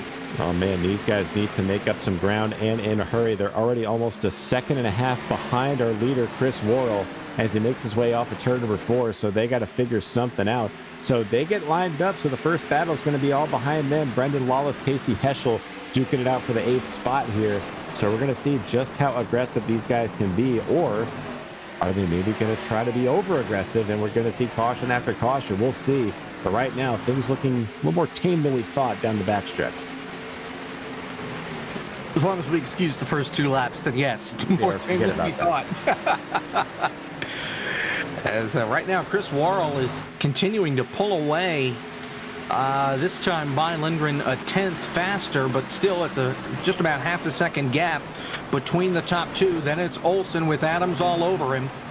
And then Kyle Smalley and James Lowe off of 2. Contact between Olson and Adams. Here comes Adams to the inside. He lost the momentum because they made contact. So Olson continues to hang on. And now here comes James Lowe underneath the 5. Man, Olson's very lucky Adams didn't turn him into the wall there, especially with all that rear end damage that caved the rear end of that car in. So he's able to keep it going. And he's all over the back of Zach Lindgren right now. So we could see a battle for second starting to heat up. And the second these guys start to get racing, that could spell trouble for Lindgren, as he's got the field's best just behind them. Adams and Smalley, they're right there, along with James Lowe is in that battle as well back there. Chris Worrell just trying to do everything he can. He has not gone to victory lane yet this season. With the drops, he sits 7th in points. He sure would like to bring that 6th machine to victory lane. He's got 22 laps to go to get there.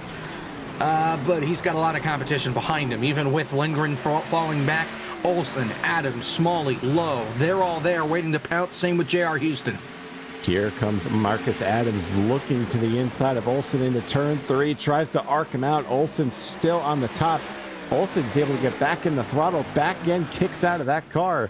And now it's on from here, so the battle's still on. Olson going to be able, I think, try to clear, but Adams still has the fender underneath as they head into 1. Roberto Ramirez has parked the car and he's done for the night. Kyle Smalley has joined the picture right away. That allows Lindgren to pull away. Worrell has pulled away from all of them. As here comes Adams, still on the inside. James Lowe to the inside of Kyle Smalley through 3 and 4. Olson with a bit of a pinch down there. Adams up the racetrack. They make contact. They're able to hang on, and here comes James Lowe. Here comes Houston, 3 wide. Oh, what a move by Houston, looking to the apron down the front stretch. He's going to be able to keep it there. 3 wide into 1. Oh, it gets really into the back of James Lowe. What a save by the 99. Houston, very aggressive with that move. Everyone's able to keep it going, and they're still side by side for 3rd in the 3. Houston apologized over the radio, and he paid the ultimate price. He lost 4 spots with that move, and Olson round the outside clears himself on Marcus Adams. They made more contact that last time around in turn 1, just leaning on each other. Nick Olson, his car's going to look like it belongs at Martinsville here in a couple of laps if he keeps this up. I think it does already the way it is now, but surprised that Marcus Adams has been this patient with Nick Olson. Most guys would say they look at the time they're losing right now as they see the 2 cars up front in Chris Worrell and Zach Lindgren driving away. I wouldn't be surprised if one of them said, Nick, I'm sorry, man, we got to get you out of the way. We got to go. Gotta wonder when it's go time, if it isn't already. 18 laps to go. Oh, 3 wide behind him. This ought to be good. It's Houston again, sends it in. Oh. Hangs onto it. That sends Brandon Lawless up the hill. He was having a great run, got himself inside the top 10. He's still there in 9th, but he was knocking on the door of a top 5. Here's Kyle Smalley on the back bumper of Marcus Adams. This is for 4th. James Lowe there as well. And Nick Olson right now, he's just trying to run away from these guys because he knows he can't hold them off for forever. Well, it doesn't look like much, but I kind of got a better look at the front end of Marcus Adams' car. It looks like there's a little bit of front end damage on the 31 machine there as we see James Lowe dive to the inside of Kyle Smalley. And that's allowed Nick Olson to kind of build a gap up between them. So that's interesting there as Marcus Adams might be a little down on horsepower, but James Lowe trying his best to pass Kyle Smalley on the bottom there. We'll see if he can make it work, but Smalley with the preferred defensive line in that middle, he's able to pinch it down and keep the spot off the corner. Gee, I wonder where that damage came from there, Sean. No clue. Oh, my. Here's low on the inside. Or on the low side, I guess you could say. Smalley still trying to hang out up top. Hazen has joined the party there in that 40. Remember him? He got pushed out of the way by Nick Olson. He's back. J.R. Houston is back for round number 3. Of potentially going 3 wide here for some of these spots. Just trying to do everything he can, but Lindgren has closed the gap in a little bit out in front. It's still 0.3 of a second, but Lindgren is clicking off about a 1/10 faster lap times than Chris Worrell, the race leader. And this is kind of what I was thinking about the last run before we got the caution. Lindgren might want to just hang back, save his tires a little bit, and be there at the end. It looks like that's just what he's doing, so we'll see how that develops. But meanwhile, this pack is still snarling right here. Kyle Smalley still with James Lowe to his inside, and just behind all these guys, we got another pack that's snarling right here. You see Jordan Weaver, Casey Heschel nearly dooring each other off of turn 4. There's battles everywhere on the track right now. Very aggressive as we're inside. 15 laps to go. Just 14 to go this time around. Things have kind of settled down in the top 10, with the exception for the battle for the lead. Zach Lindgren has brought it back within 0.2 of a second. He's in his tire tracks here off 4. Well, as we say in racing, the world famous saying, catching them's one thing, passing is another, especially with this package. With all the dirty air that comes off of these cars, it's so tough to gauge where you can pass somebody one-on-one. So we'll see if Lindgren can do it. But right there off the corner is where he's going to have to do it. He's got to get himself a big run without getting too tight and cooking the front tires off of that. So we will see what he can do as he's inching so much more closer to the number 6 of Worrell as this race wears on. Coming down now to 12 to go this time by at the line. Is a 1/10 faster than Worrell every single time around, so it's only going to be a matter of time before Lindgren is able to get that 85 out in front. We'll just have to wait and see if it happens before or after the checkered flag, and if we see another caution to potentially spoil the party once again for that 85 car. The race for the lead is still heating up here, under a 1/10 of a second for Lindgren. So I just hope he doesn't sit there in that, I like to call it purgatory, right behind somebody with a car that gets so tight with that dirty air you can't do anything with it. The one thing that is tighter than the battle up front is the racing back here. Look at all this going on around James Lowe, Kyle Smalley, Jaron Hazen is back in this. Is Derek Lemke and J.R. Houston nearly made contact there. This is all in the top 10, and these guys aren't giving each other an inch back here. James Lowe got to the high side of Kyle Smalley and was able to make the pass round the top side. So James Lowe into P5 with Olson in third, Marcus Adams in fourth. Adams a little sideways off the corner, able to keep it straight, but he has not been able to close in on that 24 like he was able to before they had made contact earlier in this run. And they are still battling, and this is what all these two leaders want to see up at the front. Chris Worrell, Zach Lindgren. So this is what I was kind of talking about with the condition for Zach Lindgren right now. He's so close. He's right there on the lead. He just can't really get to the rear bumper of Chris Worrell with that clean air advantage that he has. And it looks like he might be cooking the tires off a little bit more as Worrell is starting to kind of pull away a little bit. So Lindgren has to find something to keep that car underneath that 6 car with a chance to win. You're right that Lindgren has fallen off a little bit. The gap has increased just slightly, but it's enough. It's noticeable for us to see as he goes right to the back bumper of the 6, but the 6 gets the better launch. We have a caution. It's in the back straightaway. Jordan Weaver is around. Brendan Lawless is in the outside wall. And that changes everything with 9 laps to go. Oh, it definitely does. And this is one of those instances. Oh, as we're going to get a replay here. It looks like wide. Yeah, Jordan Weaver looks like he just hits the wall off of 2 slightly. And unfortunately for Brandon Lawless in the 83, as we watch the 23 car right there, just bounces off the wall. Lawless just nowhere to go, an innocent bystander in that. And that's got to be such a bad feeling for Weaver. Definitely didn't mean to do that at all.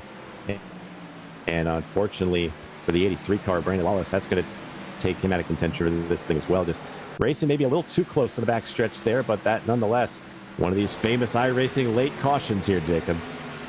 Such a shame for Brandon Lawless, who's having such a great run tonight. Was inside the top 10, had fallen back to 15th when the contact was made. And it is time for pit stops, and Zach Lindgren stays out. the Hail Mary. He's going to stay out, this. and he's got friends. Kevin Orlando Jr. will stay out. Okay, he's got a friend. The other guy that stayed out is Keith Smalley, who's 4 laps down. He'll get the free pass because nobody else is a lap down, because Jordan Weaver just pitted and will escape pit road before getting lapped. We'll see if anybody's bold enough just to take 2 tires, because we'll get a restart inside 5 to go. Looks like James Lowe might be bold enough. He is. He will take 2 tires. Same with Kyle Smalley. Let's see here. J.R. Houston, Derek Lemke, they take 2. I'm not sure what Casey Heschel did, because he had a 12-second stop. Not sure if he took 2 or 3 or what's up with that. And everybody else taking 4 here. It is possible, that rare 12-second stop, but I really don't know about this call for Zach Lindgren. I mean, everybody behind him is going to be on tires. He's really showing no faith in the league here to keep this thing green for this. So you never know. We've seen stuff like this work out in races before, but this is a pretty big gamble here. We're going to be under 5 to go, and we've got all the green-white checkers that we need if we need them. So a lot needs to happen for Zach Lindgren to keep this lead. I don't think I've ever seen this work in Four Corners Racing League, to be completely honest. We've seen it a couple of times, and it works about as well as an umbrella with a whole bunch of holes poked through it. You're still going to get wet. And I think for Zach Lindgren, the end result here is you're still not going to win the race. Your car may also not be in one piece by the end of the night as well, depending on what happens once you get shuffled out of the way, whether it's by force or not. So Lindgren, Kevin Orlando Jr., we haven't talked about him at all tonight. He's going to be in the second spot on the restart. And then it's Kyle Smalley, James Lowe, Derek Lemke, J.R. Houston, Chris Worrell, Nick Olson, Marcus Adams, Jaron Hazen, your top 10.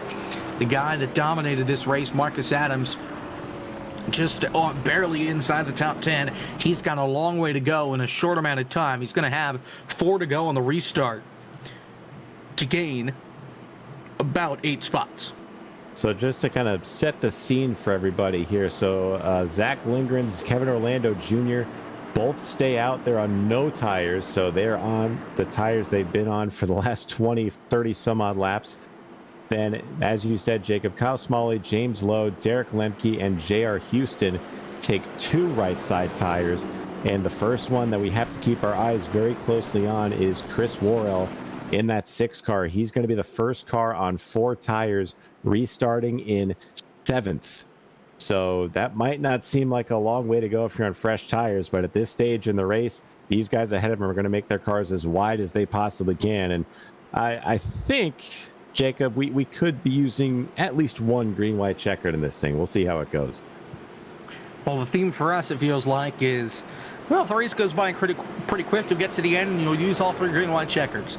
It's been the theme the last couple of races we've covered here on STN with Four Corners Racing League. We'll see what happens tonight, as we'll get a restart, like I mentioned, with 4 laps to go. And it's going to be in the hands of Zach Lindgren to get a good restart and to not get skinned alive by the time they come back around. Good way of putting it there. I mean, it's very accurate way to go for that. But man, like we were talking about, a lot needs to go right for Zach to pull this thing off. If it does, I mean, more power to him. That is an excellent roll of the dice. But man, he's really depending on these guys to wreck it up multiple times. So we'll see what happens, Jacob. This thing is not over by a long shot. Hope you got another 15 minutes to kill just in case. Field comes through 3 and 4.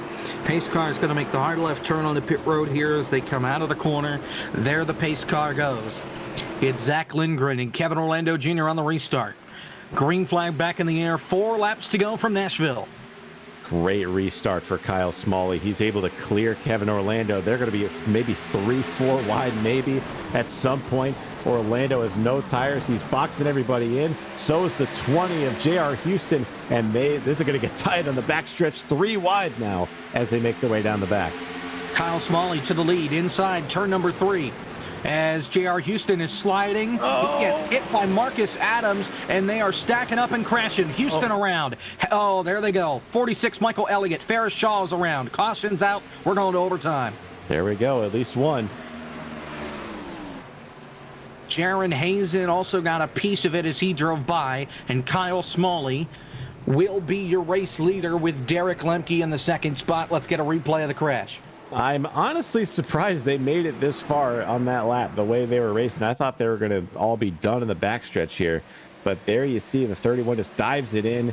JR tries to get back in line, but there's just nowhere for anybody to go.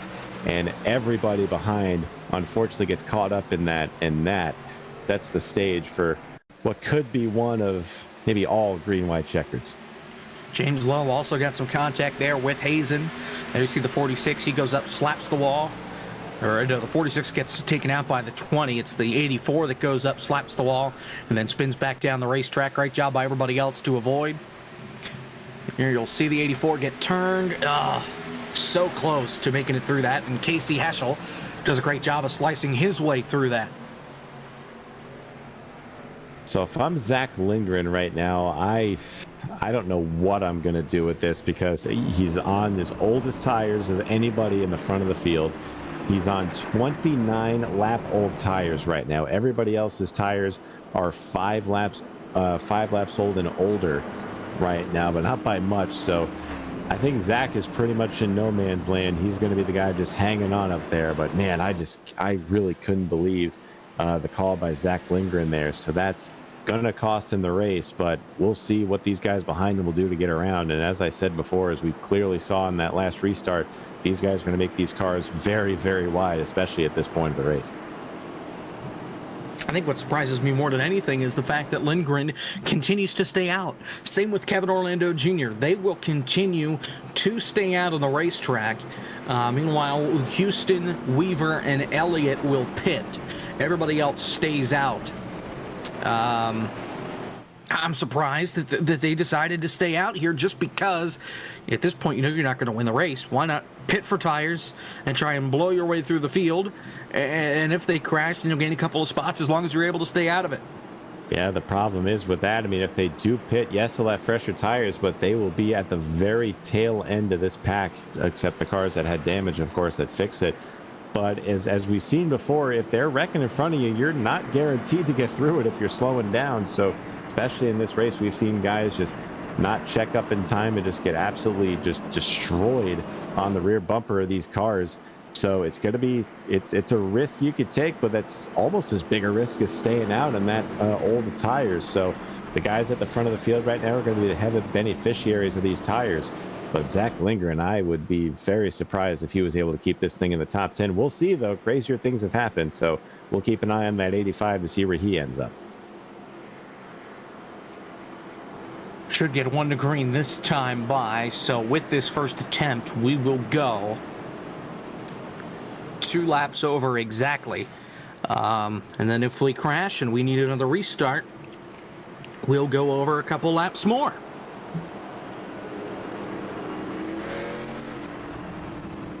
I think it's what we all were expecting anyway. So, I mean, not that this is a shock to anybody here. We kind of said this was maybe going to happen here. Now, however many green-white checkers we use, that's still to be determined. But I'm saying, do we get a second one, Jacob? You think we got a second one in us? Well, if they need that second one, it's going to happen as they're coming off forward of the stripe. I have a feeling they're going to get 9/10 of the way through the lap. And then, and what? We're doing a single file restart. Man. Yeah, never mind. They're not making it to turn 1.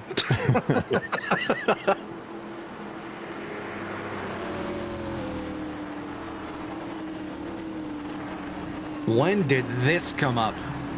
This is a new one for us. I mean, last race we didn't do this.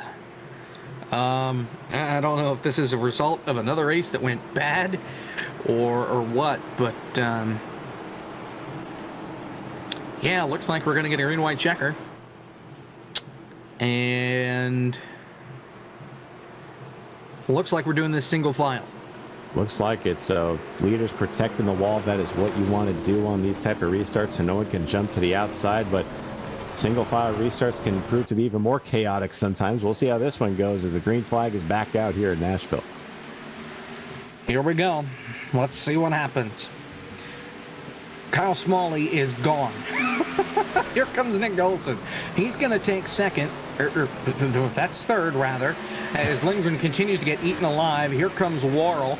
He's got people passing him. And Worrell's going to get by Lindgren. Here comes Marcus Adams. They're 3 wide back here, coming off of turn 4. They're spinning. Oh. He's in, and Marcus Adams, they keep it green. Last lap, we are committed. As Adams comes back up and does not hit anybody else. So a tough break for Marcus Adams, led the most laps. He is not going to victory lane. Down the back straightaway for the final time. Here comes Kyle Smalley. Derek Lemke's going to have one last shot. Smalley sends it in. Let's see if Lemke can get anything off of 4 on the gas. Coming back to the stripe. It's going to be close, but not enough. Kyle Smalley's going to win the Dirtbag Racing 140 here at Nashville.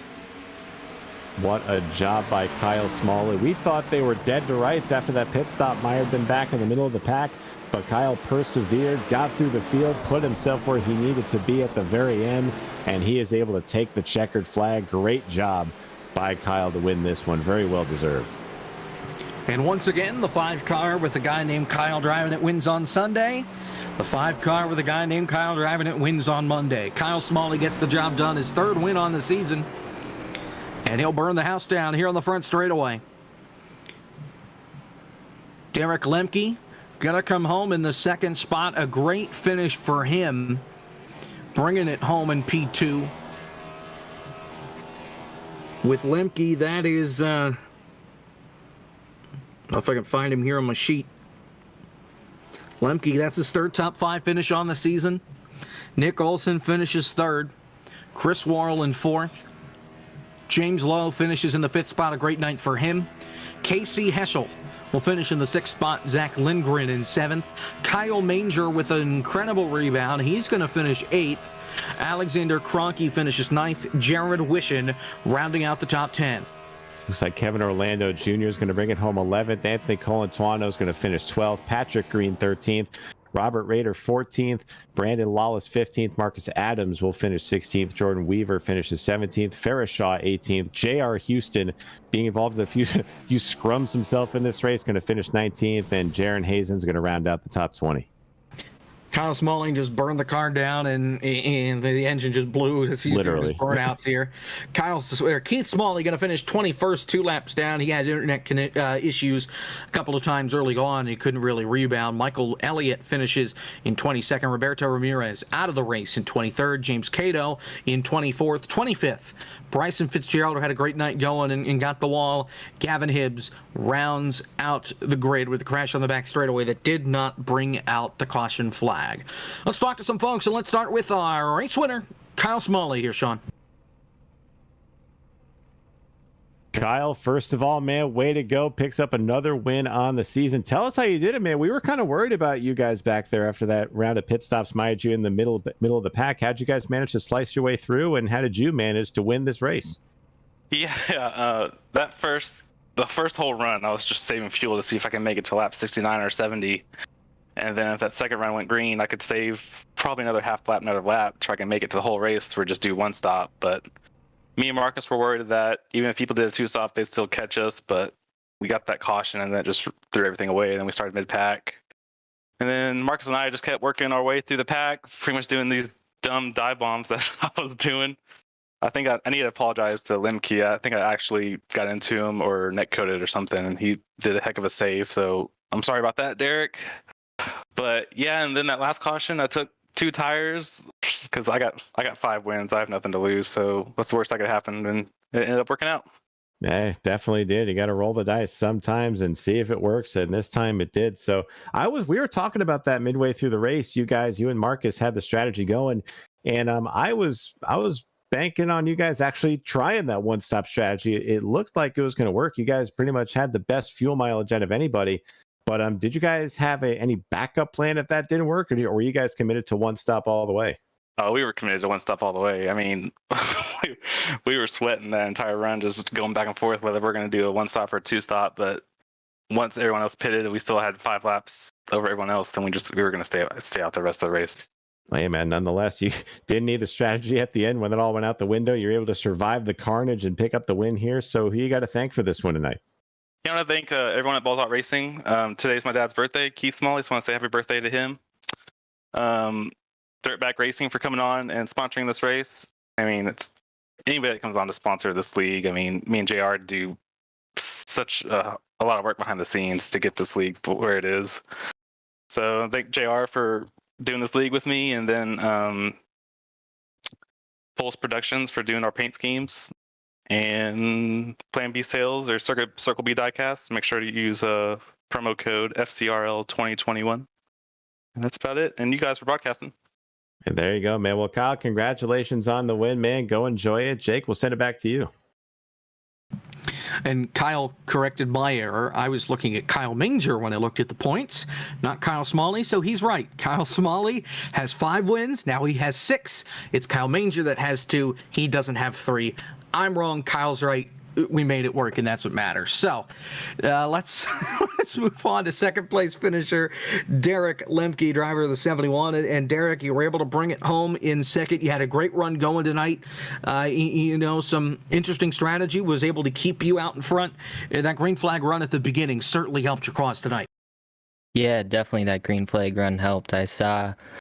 I'm not sure who peeled off. I think it was Nick that peeled off pretty early on that green flag run. So a couple laps later, I was losing that group in front of me there, so I peeled off and pit, and it worked out to my advantage, and then that helped get me track position. I fell back a little bit there at the end, but was able to take 2 tires at the end on that last pit stop and managed to stay at the front of the field. Surviving those cautions there at the end. It always gets chaotic up at the front. Take us through those last couple laps and, of course, the green and white checker there.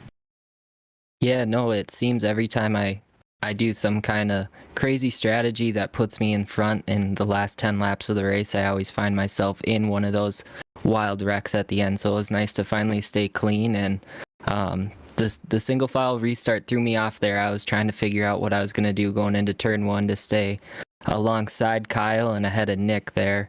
But luckily it was single file and I was able to get a good restart.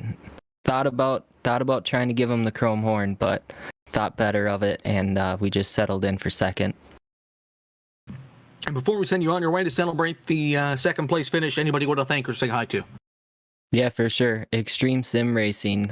They got me this awesome sim chassis that I'm sitting in now, and it's really improved my sim racing. So thank you to them. Thanks to the FCRL League and Dirtbag Racing for putting this race on for us, and you guys for broadcasting it so everyone can watch. Well, congratulations on the second place finish, and we will see you next week from the Tricky Triangle at Pocono. Congratulations. Awesome. Thanks, guys. Derek Lemke with the second place finish tonight, and now let's talk to third place, Nick Olson. He's with Sean. Nick Olson finishing third tonight, man. So you got a few bumps and bruises along the way with that. Tell us about your race, man. How'd you end up in third tonight? Well, it's nice to have you here, Sean. Thank you, Nick. A little change of pace. Y'all do a great job. It was a hell of an evening for sure. We got off strategy, just trying to get off cycle with the 2-stop. A couple of guys looked like they were going to be able to make it. Marcus was one, and Kyle Manger, my teammate, might have been able to do it as well. But I wanted to be ahead of the curve on the 2-stop strategy. So when we came in, we ran 35 laps or so, maybe 30, and caught that yellow. But we were hanging in there. We lost 3 or 4 spots, so we were hanging in there. But then all hell broke loose. I want to apologize to the 40. I kind of drove in there and kind of rode him up the groove. But come the end, we were on fresh tires and we got a great restart. Marcus and JR got together in front of us and split the middle. And then I was not aware that single file restarts were. I probably should have read the rule changes after last week, but I was not aware that single file restarts would be implemented because I was feeling really good about my chances coming to that green white checkered with 2 guys on 2 tires ahead. But Kyle just got too good of a jump, and I had to get by Lindgren. And by the time that happened, they were half a second out. You just can't make up that time. But for our first laps at Nashville ever, we'll take that. Didn't run any at all this week. Was on vacation, so it was a great run for our E-Racer Camaro. Yeah, I mean, you and us both were all taken aback by that single file restart there, especially Jacob. He had to find some words for a second there at the end of that to see that single file restart. But we're kind of curious about that first incident you had after you got pretty much punted going into turn 3. You had significant rear end damage throughout the whole race, and I was kind of surprised you didn't elect to get it fixed before the end of the race. So was it affecting the car at all, or did you think you would still be able to manage with all that damage on the spoiler? Well, watching Zach's feed, I mean, this is the first time I'm actually seeing the damage. It was only 10 seconds. So given how Nashville is such a track position driven place, we just kind of got the tires and left and didn't really think about it. If I had found my way towards the back for whatever reason, yeah, I probably would have gotten it fixed. But it didn't seem like it was impacting my pace at all. We were able to run the fastest lap of the race there on that last lap. So I guess it wasn't as bad. I'm looking at it now, and I can totally see why you guys thought that, because that spoiler's bent up and the bumper is definitely bent in. So maybe it gave us a little more downforce. I don't know. Yeah, who knows? With all the stuff is all kind of backwards every now and then. You never know. That might have helped you through all that. So No you never know, man. But still, solid finish for you. Podium finish tonight. Who you got to thank for your efforts here tonight? I want to thank Dirtbag Racing for sponsoring this race. First of all, JR and everybody who helps put this league on. Definitely appreciate it. Zach, you guys do a great job every week or whenever you do cover our races. We try to put on a show. I want to thank E-Racer, Kligerman Sport, Valvoline, all of our amazing partners, all my teammates that were in that race. We did the best we could with what we had, and I'm happy with the podium. Well, nonetheless, Nick, we hope that thing passes post-race tech for you. So we hope that spoiler doesn't throw too much of a problem in there. But Nick, congrats, man. Go enjoy that podium. Well done. Hey, thanks, y'all. That's Nick Olson. Jacob, back up to you. Well, we made it through the entire race. There was a point where I wasn't sure there at the end, but we were able to make it through without having any issues. And we just want to remind you that, again, thanks to Circle B Diecast, you can use promo code FCRL2021 for free shipping on all orders over $20. Again, that's Circle B Diecast. You can use promo code FCRL2021 for free shipping on all orders over $20. And it's great to have them along to help sponsor the league. Final thoughts here, Sean. Well, I mean, this race was pretty much what we thought it would be at the end. Really surprised by that green flag run towards the beginning. Good to see some green flag pit stops here, see some kind of strategy play out. But nonetheless, typical iRacing race fashion, it was only the strong survive in this way, and who can avoid the carnage and who can keep the thing clean. And man, it's definitely a great job by Kyle Smalley to get the win in this one. We thought he was too far back. We thought he didn't have a chance at this thing, but he finds a way to get it done. And great job by all the guys at the front of the field here for keeping that last part of the race clean, having a good run. And it was a good finish and an enjoyable race to watch. Hope everyone at home enjoyed watching this thing. So here's what we got coming up on the schedule. I know we don't have a graphic for it, but this is what's coming up on the schedule. We're back next week, same time, same place, just on the 28th for Pocono. 8:30 green flag, or 8:30 will be live for the Four Corner Racing League at Pocono. And then the FTF.GG 400 from Daytona International Speedway, the bumpy Daytona with the ARCA cars. Registration's open, and if you want to find out more, go to the Twitter page, twitter.com/STN Racing, where you can find how to register and all that fun stuff. Qualifying on Friday, and then the race on Saturday night. Should be a lot of fun. Plus, sign up. Please sign up. It's going to be a good time.